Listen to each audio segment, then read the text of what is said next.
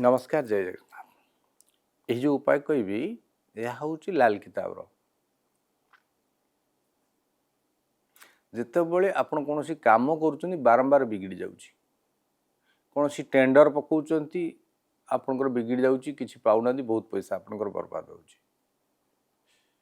कि गोटे कम कर कंटिन्यू करना जदि किसी करना तेरे चिंता करतुनि यही उपाय करतु यदि जीवन रे सफलता चाहते लाल किताबर उपाय तेरे कौन करेंगे।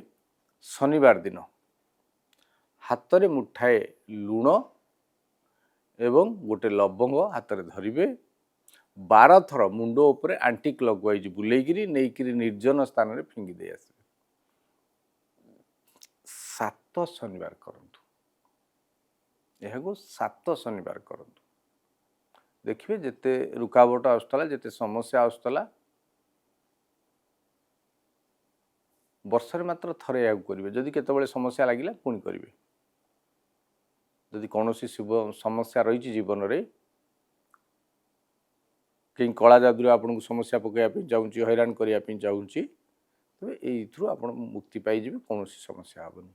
लुण एवं लवंग मुठाए लुण आ गोटे लवंग 12 थर शनिवार दिन संध्यारे आंटी क्लॉकवाइज मुंड उपर बुलेकिरी फिंगी दिंतु। कौन बहार जदि विलंब हो, कौन भी काम कर विलंब हो, अजथा विलंबर मुक्ति पाइबा करंतु ए महा उपाय।